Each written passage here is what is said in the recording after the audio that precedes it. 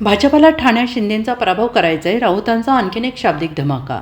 Uddhav ठाकरेंचा UBT पक्ष आणि राज ठाकरे यांचा महाराष्ट्र नवनिर्माण सेना पक्ष या पक्षांमध्ये अधिकृतरित्या राजकीय युती झालेली असताना या युती शरद पवार का नाहीत असा प्रश्न अनेकांनी उपस्थित केला आहे. त्यानंतर या चर्चा पाहता खुद्द ठाकरेंच्या शिवसेनेचे खासदार संजय राऊत यांनी काही गोष्टी स्पष्ट केल्या आहेत, ज्यामध्ये त्यांनी पवारसाहेबांसोबतच्या युतीबाबत भाष्य केले आहे. मुंबईमध्ये शरद पवार यांच्या राष्ट्रवादीसोबत आम्ही सकारात्मक चर्चा केली आहे.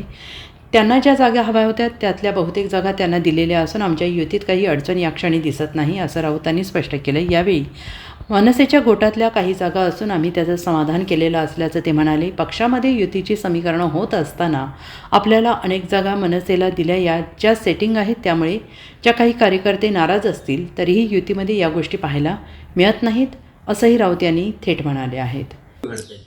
शिवसेना मनसे नक्कीच आहे, पण आमच्या लोकांनी राष्ट्रवादी काँग्रेसचीही चर्चा केलेली आहे, पण माझ्याकडे त्याविषयी फार माहिती नाही आहे. पण शिवसेना आणि मनसेमध्ये जागा वाटप पूर्ण झालेलं आहे. तिकडले राष्ट्रवादी काँग्रेसच्या नेत्यांशीही चर्चा झालेली आहे. खास करून जितेंद्र आव्हाड यांच्याबरोबर सुरुवातीलाच बैठका झालेल्या आहेत. त्या संदर्भात तुम्हाला संध्याकाळपर्यंत निकाल मिळेल. शक्यता आहे की महायुतीत तिथे भाजप स्वबळावर लढण्याची शक्यता आहे. स्थानिक आमदार म्हणतात की आजपर्यंतचा अल्टिमेटम आहे, जर आज नाही झालं तर स्वबळावर लढू. हे सगळं घडत असताना ठाण्यात नमो ठाणे असेही बॅनर लागले. नमो ठाणे, नमो भारत, नमो ठाणे वेगळी आणि श्रीकांत शिंदे तर वेगळ्या सभा घेत आहेत स्वतंत्र. नाही, ठीक आहे. अल्टिमेटम वगैरे असा काही नसतो.